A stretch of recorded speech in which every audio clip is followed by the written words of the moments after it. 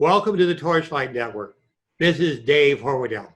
The Torchlight Network is doing a series of interviews on prominent business leaders to find out how they are successfully coping with the COVID-19 pandemic and the ensuing governmental regulation. It's our hope that their successful actions will be good advice to others who may profit from it. Today we have Ivan Ans. Ivan is an investor, a philanthropist, and he has a real estate investment company that's different from other real estate investment companies.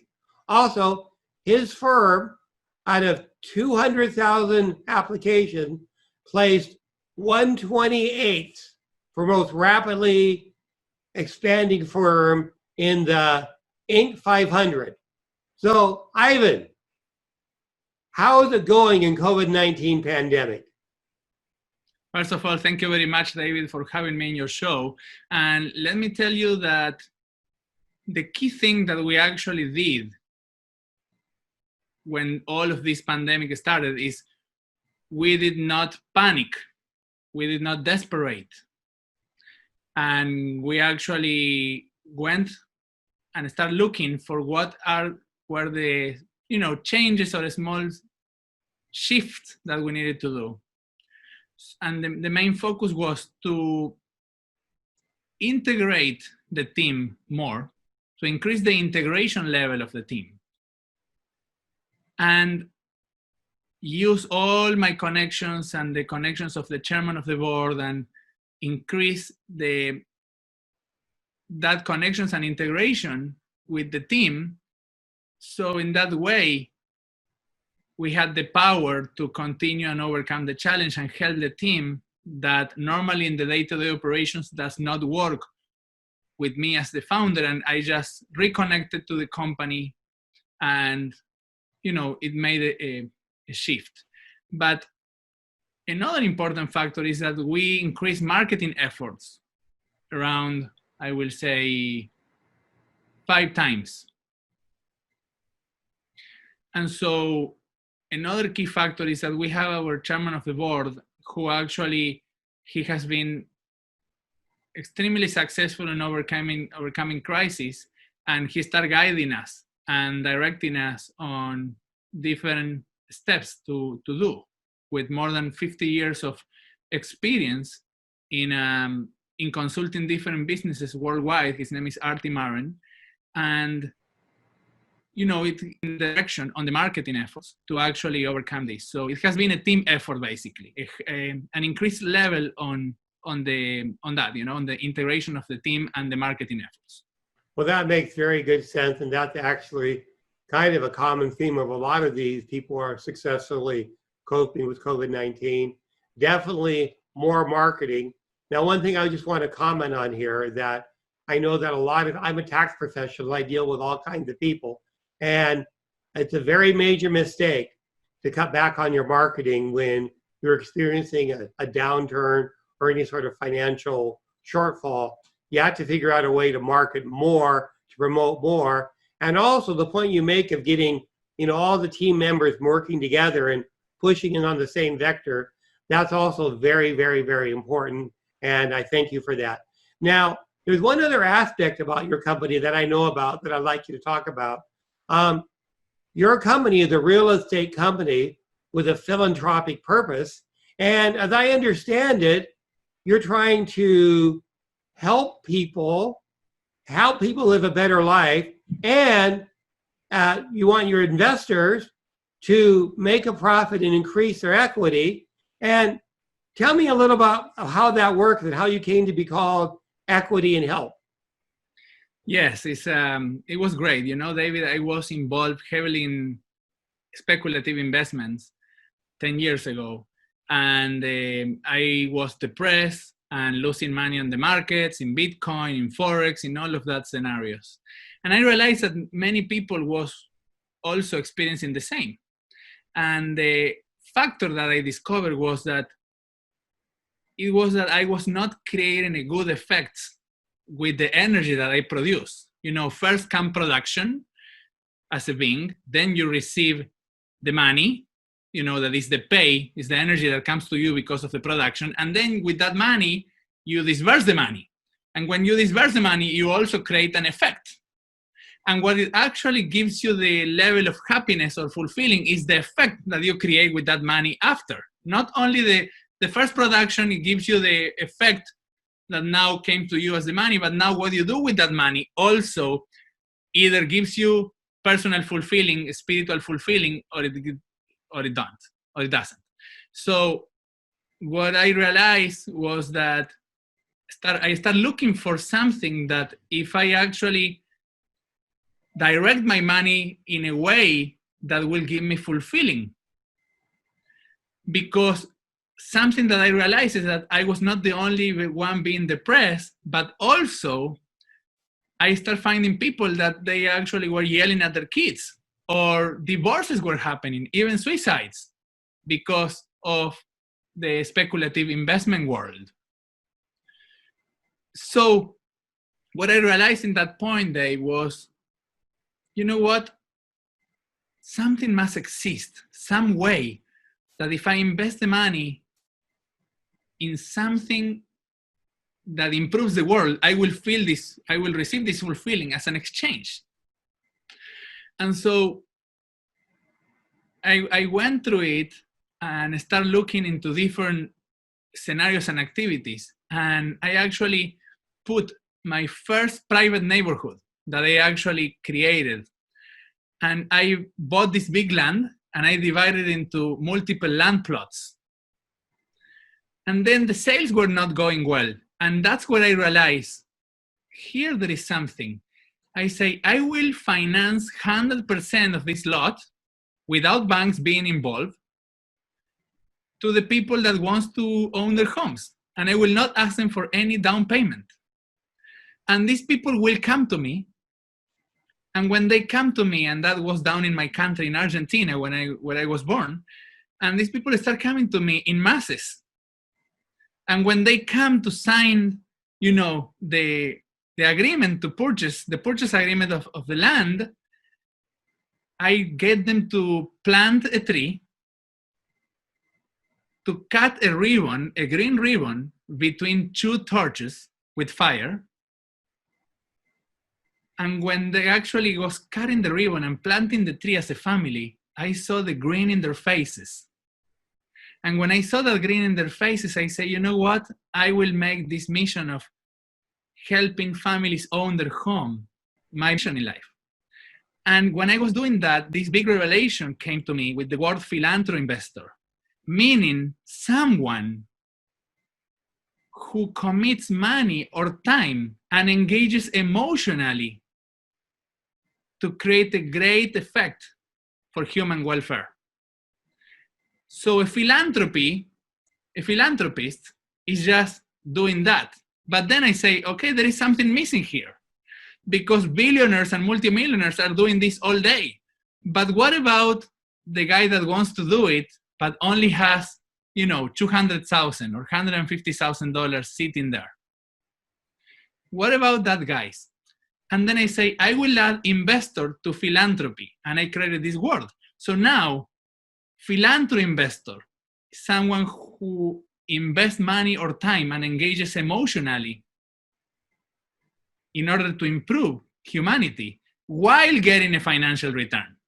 So we combined both. And when that revelation came was this vision that in 20 years from now, the consciousness level for helping the humanity will actually rise even more than today. If you compare today with 20 years ago, there is more nonprofits today than 20 years ago. And that is the consciousness level for help of the humanity raising in the world, which is something good. And it will continue because there is no other way out. Like you can go and listen to Mark Zuckerberg say, there is he has billions or quadrillions of dollars and he literally don't need all that money to actually be able to live well. So this is where the philanthropy investor comes to give people that actually are not ready for philanthropy because they cannot give their money away 100%, but are ready for philanthropy investing. You know, Yes. that's like very, very cool. And I just want to comment on one little bit of that, if I may, because Yes. the truth of the matter of it is, if you want to have an income, you have to deliver a valuable product that is needed and wanted. And in our society, it has become, there are so many bad products that are out there, you know, sort of like, you know, pornography is one classic example. But there's a lot of things out there that don't really help people.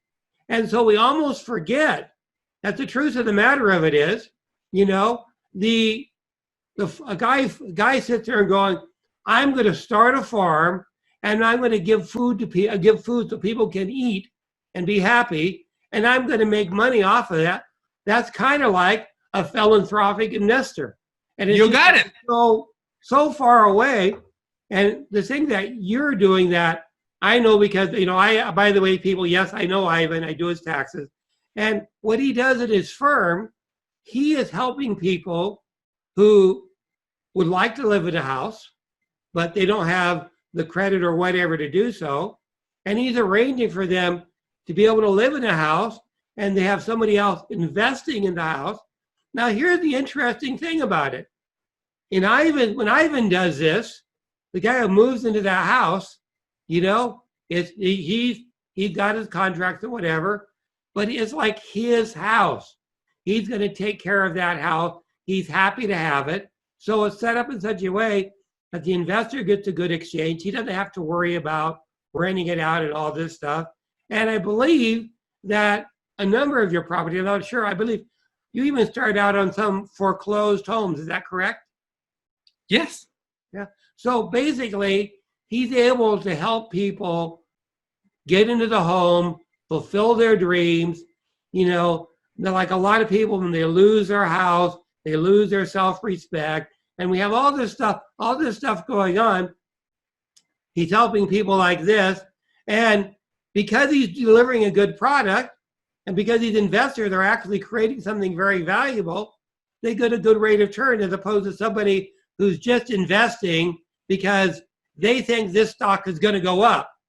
You know, he's actually trying to create something, put a product out there, and, you know, he is extremely successful. You know, I really appreciate what he's doing. So Ivan, I just had to say good things about you for a moment. Now, also, by the way, he has his book. What's the name of your book, Ivan? The Real Estate Philanthropy Investor, Invest with a Purpose. That's very cool. Now, what else about your firm do you think our viewers should know about? Basically, that once you actually start when you become a real estate philanthropy investor, we set up a system that gives you high level of protection. So what we do, because when I created this investment in the very beginning, I actually created for me and my family to test it out, to see if I can actually give it to others correctly, you know? So what we do is that we buy the properties from the banks and manage to do some basic repairs and pass it to these real estate philanthropy investors for around 40% below the after repair value of the property. So if the investor is investing, let's say 1 million of property, he will pay 600,000 for that properties, and he will be buying 40,000 properties. So he will be buying, you know, 12, 13 properties with 600,000 worth 1 million after repair, you know? So what we do is, because of the level of protection that I wanted to give to the investors, is we create different land trusts. And in each of the different land trusts, so the assets are not crossed between each other, we put the title of each of the properties on different land trusts. So let's say that the investor comes and he has an LLC, or he has a living trust, or he has a corp, or even an IRA. Any of that entities, all of that entities will be the owner and ultimate beneficiary of these 3 or 4 different land trusts. and we do something that is called a trust stacking technology. So how is the trust stacking? The title will be in the land trust, and then a personal property trust will be the owner of the land trust.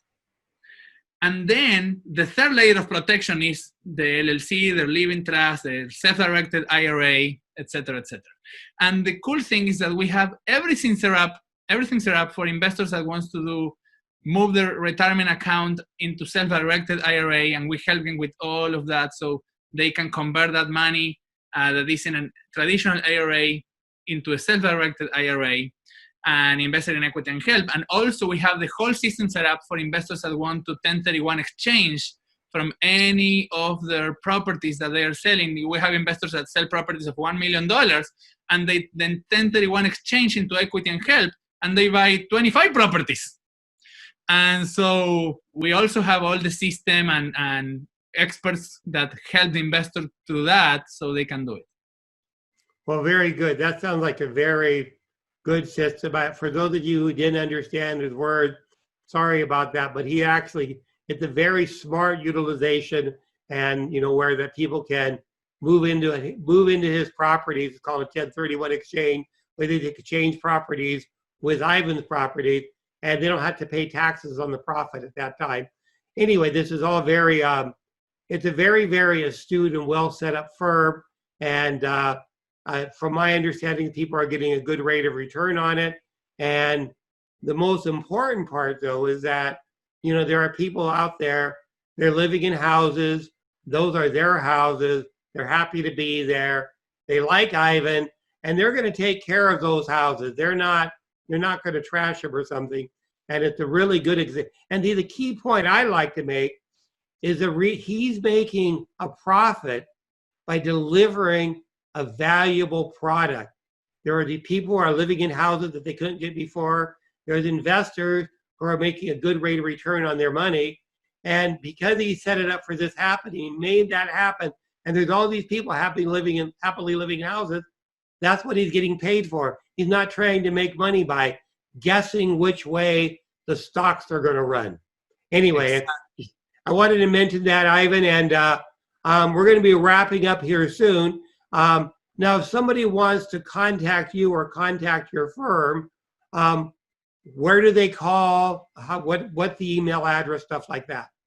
They can go to equityandhelp.com, and there is a button in the right bottom of the call, and they will have a discovery call to see if they qualify. We have many people that contact us, but not everybody qualifies to be a philanthropy investor. It's not the same than being an investor. It's a little different. So we will be doing a discovery call. We'll be asking them 16, 17 questions that will actually see if this is a good match for him or not.